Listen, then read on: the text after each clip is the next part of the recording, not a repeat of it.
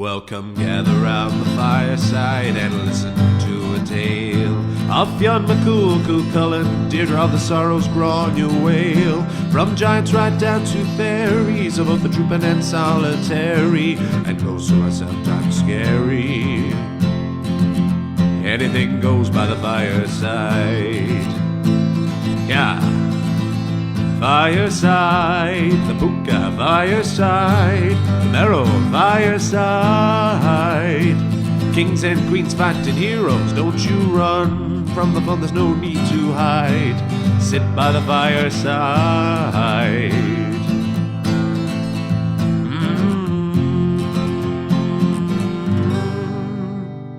Fireside.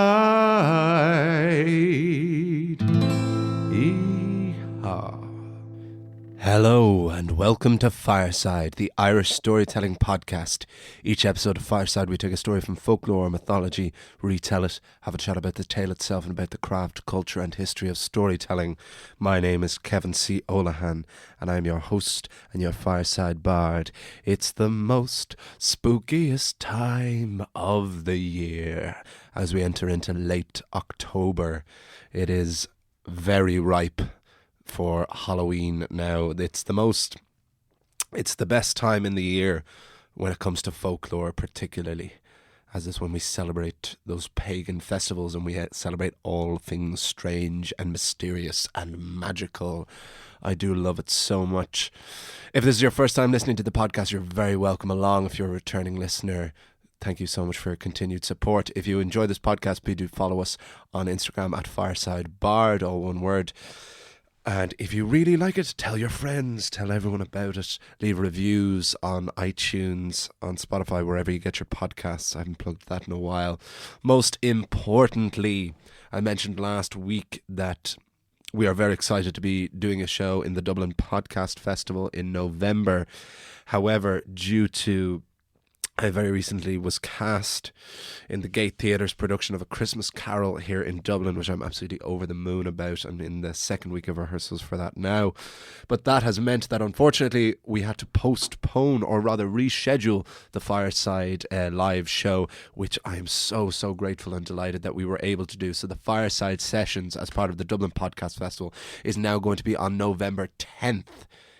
Right here in the brand new Headstuff Podcast Studios venue here in Dublin. If you already had bought your tickets, you will have already got an email from Ticketmaster giving you the option to change, and I hope you all can still make it. If you haven't bought your tickets, or if you couldn't make it to that other show and you can now, it is on Sunday, November 10th at 7 p.m. Tickets are extremely limited, but there are still some tickets available, and I would love if you would come along. It will be an evening of storytelling, of folklore, of mythology, of some of my own tales, and of course a few tunes. The live podcasts are where we're really going to start to explore more of the folk music. As personally speaking, I think folk music particularly is meant to be experienced live, to really capture how great a way of a beautiful way of storytelling folk music is, particularly Irish folk.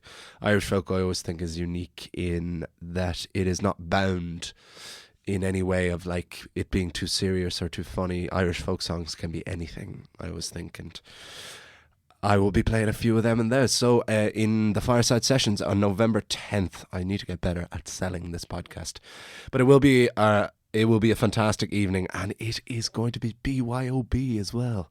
So it's a lovely early Sunday gig as we get into winter. Come, make yourself a hot whiskey here in the podcast studio. Sit back and listen to me tell you some stories of folklore, mythology, sing you a few songs. What a gorgeous way to enter your winter time. So one more time, remember that is November 10th in the podcast studios here in Dublin. Tickets are available at ticketmaster.ie. And once again, thank you so much to Headstuff, to Aiken Promotions and to Ticketmaster for accommodating our change in time for the podcast festival. I'm so happy to still be able to do it, because being cast in Christmas Carol has been a dream come true, and ever since I wanted to work in the Gate Theatre since I was in college. and it's fantastic. I'm having such a wonderful time there with such an incredible cast and crew. But this podcast is my baby. This is my thing, and I am so glad that I still get to keep doing it and still get to do the live show, because this is our biggest show ever, and this I really think will be another thing to break this podcast through even further. So if you have friends if you're planning on coming and you have friends who you've wanted to recommend this podcast to, why don't you bring them along to that as an introduction to it? But I have ranted and raved about the podcast festival enough, but we are going to move on to our stories. So we are telling another Halloween tale. We had a great whimsical tale of the Puka last week, the Puka and the Piper.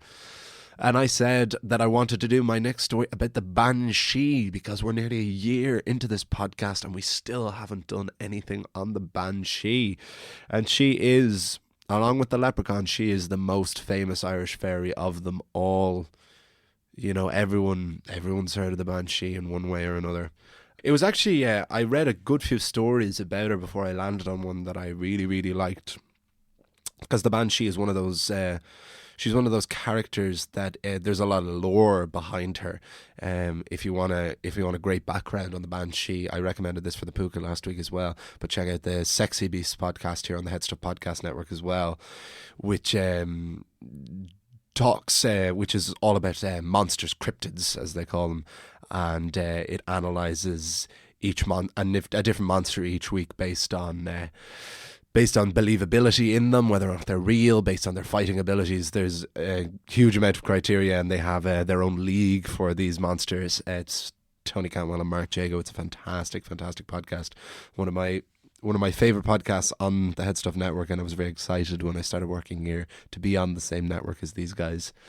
But they do a great episode on the Banshee. They did it sometime last year, so check it out if you want to learn more information about that, and a great comedic take on her.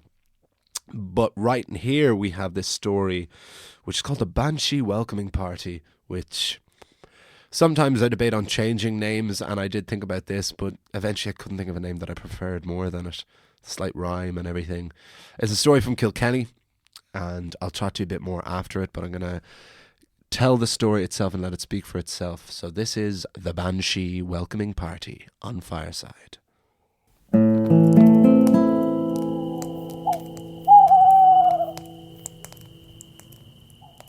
The Banshee Welcoming Party.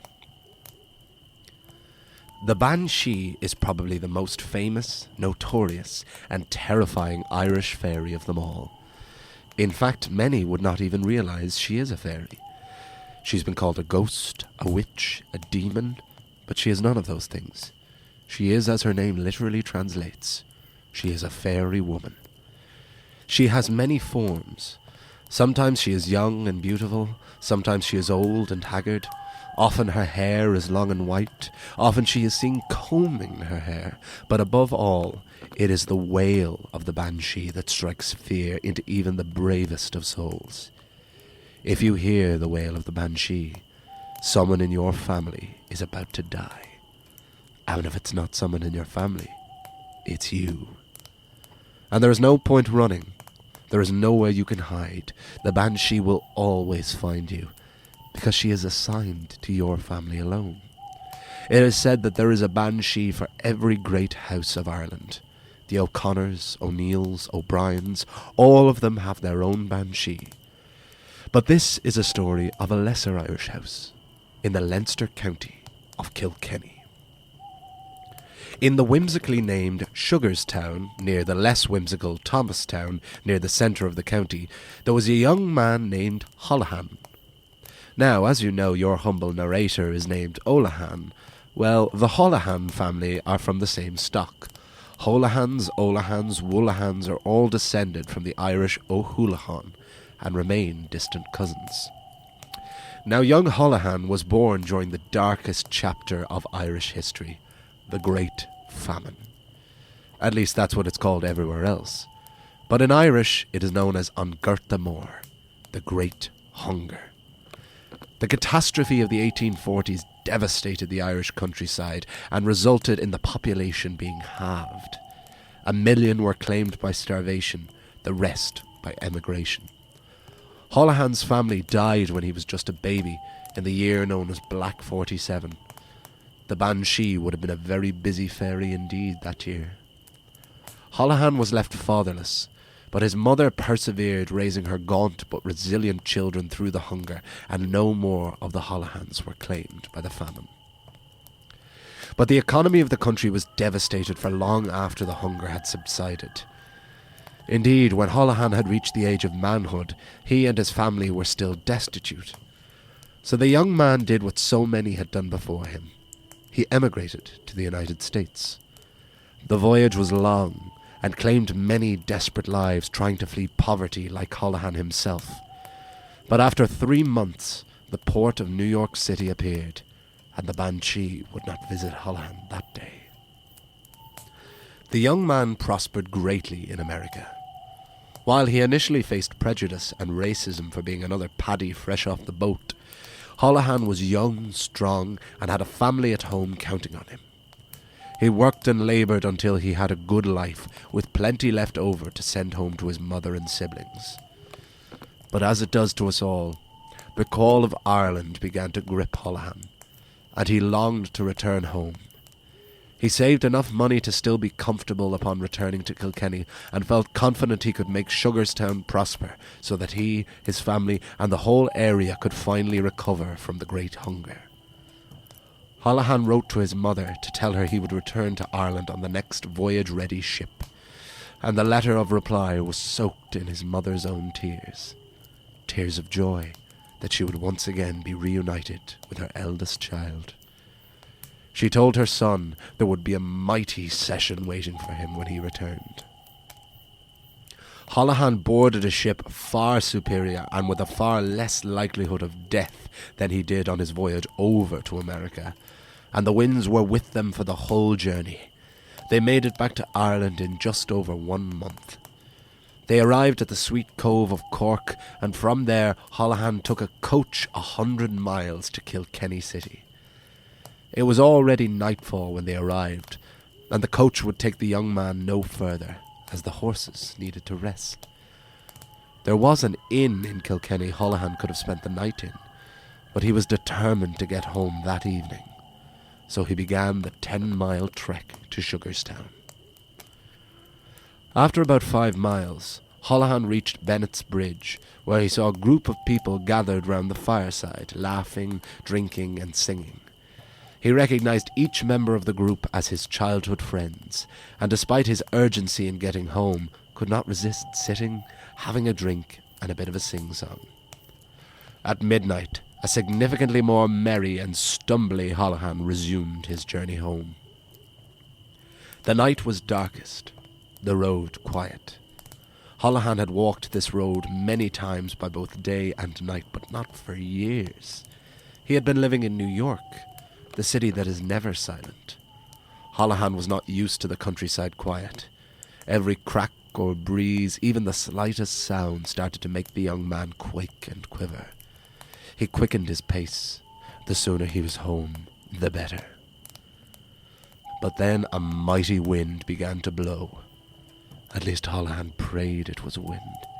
It got stronger and louder, but he could not feel it. He could only hear it. He was sure his senses were getting the better of him, because it began to sound like the wind was speaking to him. Louder and louder, until it was clear as spring water. A voice was calling, "Mother bids you come home.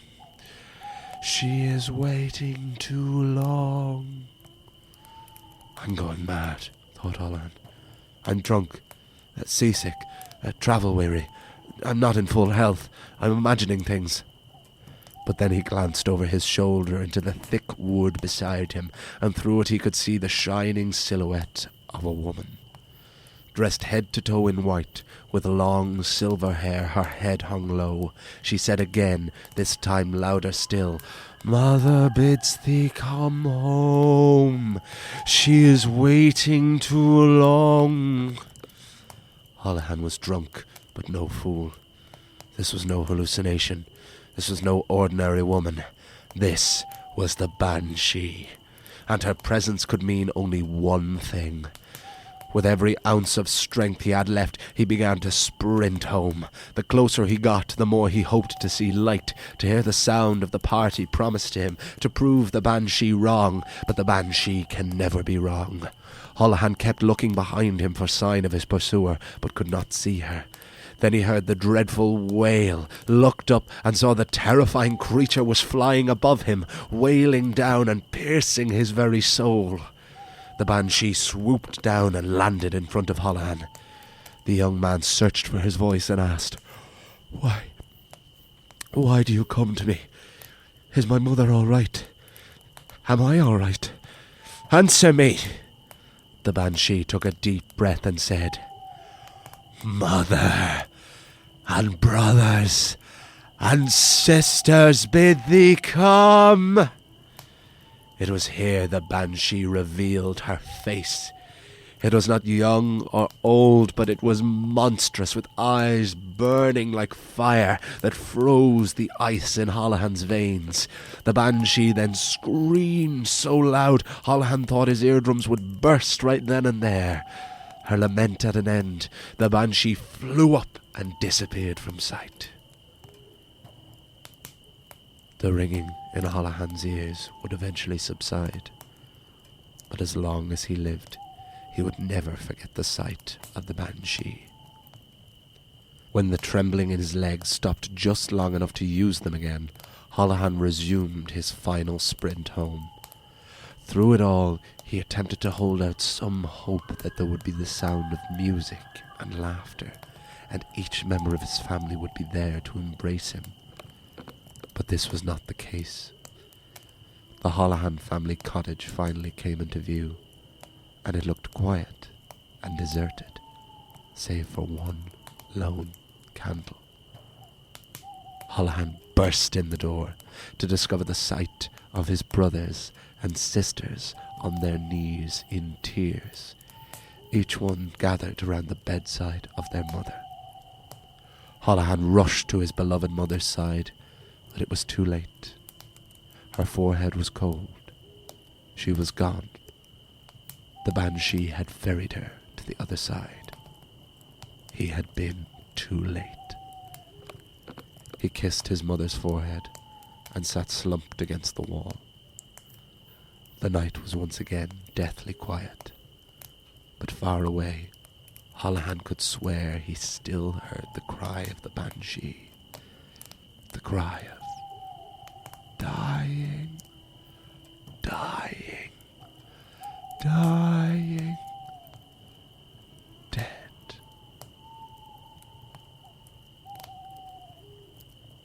The end.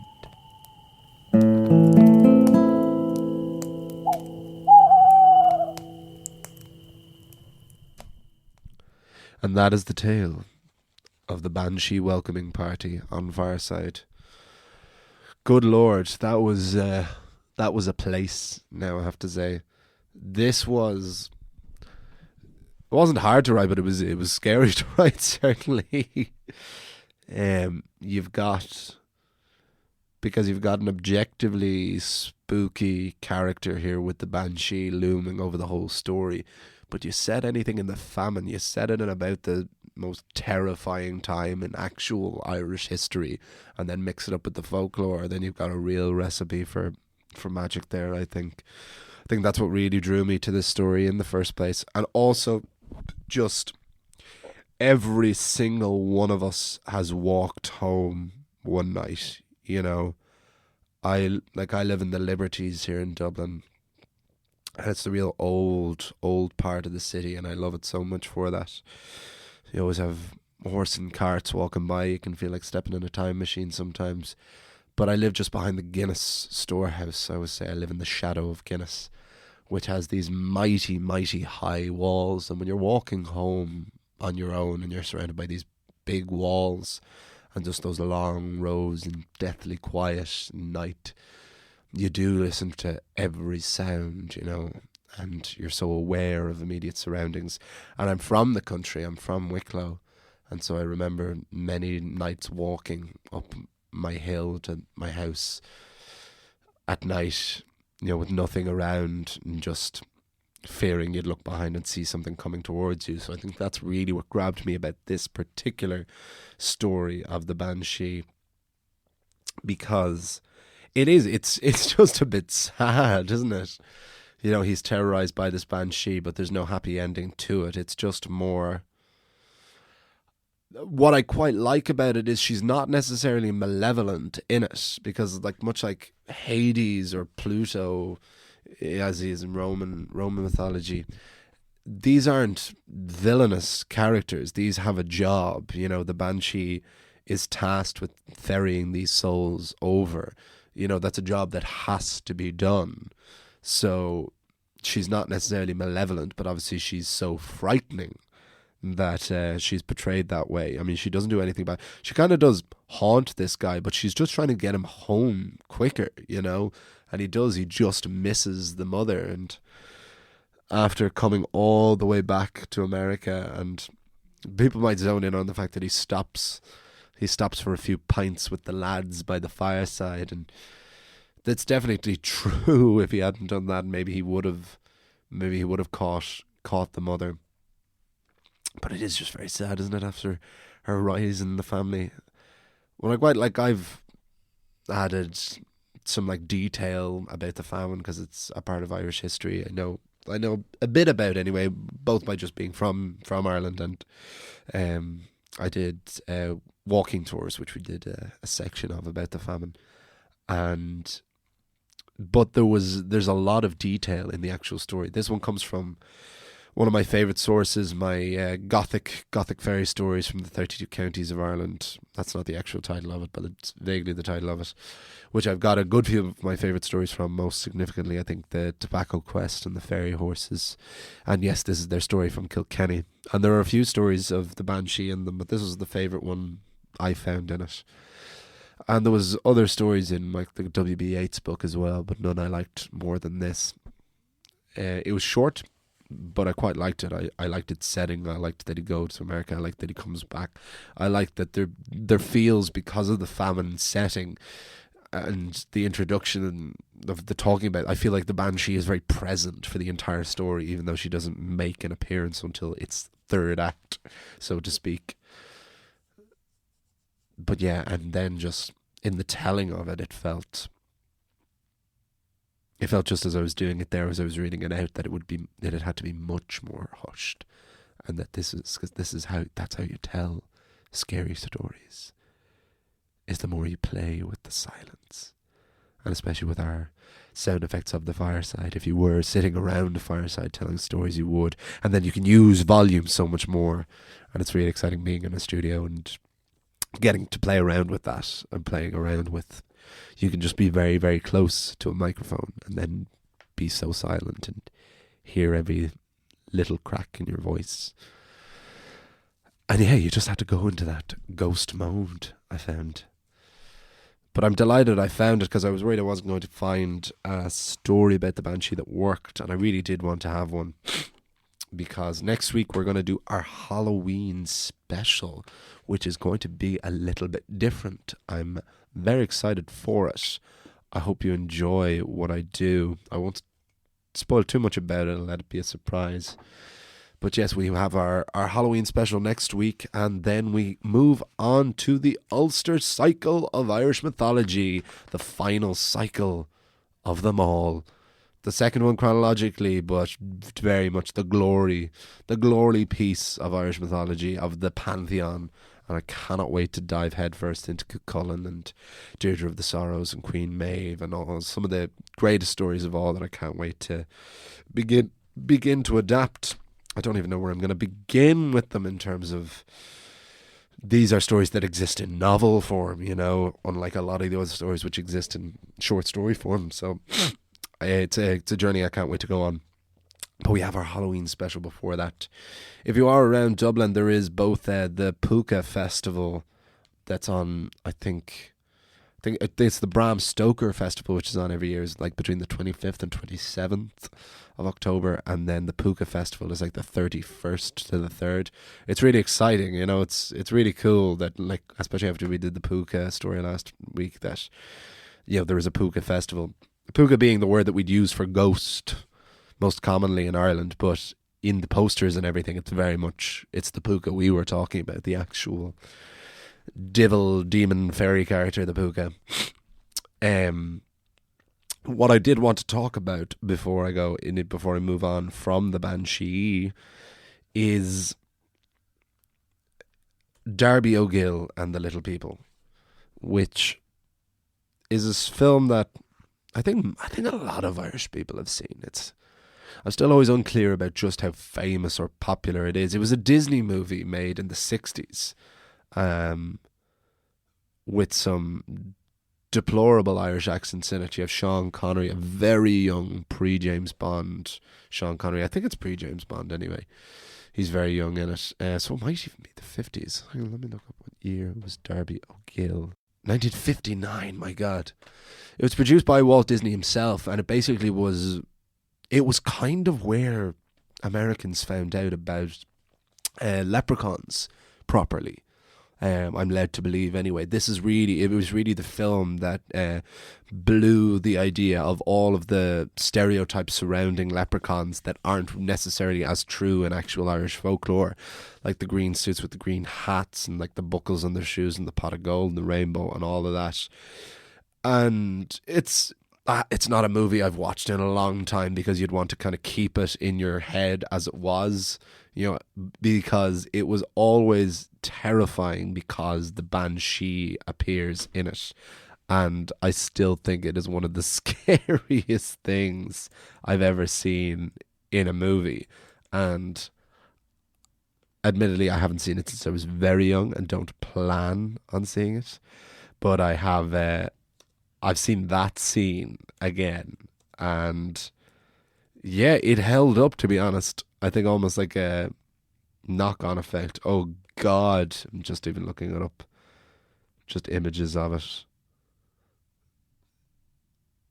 It's what I will always visualize when I think of the Banshee, is this portrayal in Darby O'Gill and the Little People. I don't even know. Like, I don't know if I'd even recommend people watching it if they haven't seen it before. I think it's worth seeing. Don't hold your breath and don't look for it as a good source of Irish folklore and storytelling, but it is worth watching just because it exists. It's a bizarre film, but it's definitely one of the most terrifying portrayals of a banshee in fiction. Blind Boy Boat Club as well, and his short stories, The Gospel According to Blind Boy, his first book of short stories. He has a brilliant not folktale, but a story in that of him shifting, of him wearing the face off a banshee. That's really worth checking out as well, as a real contemporary, brand new story of the banshee. There was almost a part of me that wanted to adapt that, but I think it's just too new. I think I would... It's not like it's descended into folklore and it belongs to everyone now. That story still very much belongs to him. But yeah, let me know I always love hearing from all you guys. Thank you always for your messages of support whenever you send them. And I always love hearing about what you'd like to hear more of and everything. So yeah, if anyone has memories of Darby O'Gill and the Little People, do let me know. I'm always interested to chat to people, especially about something as bizarre as that. But I'm going to wrap things up now. Next week we will have our Halloween special. So thank you so much to everyone for listening. Thank you, as always, to the folks here at Headstuff, Alan and Paddy. Thank you to Jamie, my producer. Please do continue to follow us on Instagram at Fireside Bard, all one word. Leave comments and ratings. Subscribe to us on iTunes, Spotify, all of those things. Come and see our live show, the Fireside Sessions, Sunday, November 10th, in the podcast studios here in Dublin. Tales, Tunes and a Tipple is BYOB, an evening of storytelling, folklore, mythology, true tales, tunes, everything you could want right here at the Fireside Sessions. Book tickets at ticketmaster.ie/Fireside Podcast. And I will see you all. You will hear me next week on the Fireside. Goodbye. This podcast is part of the Headstuff Podcast Network.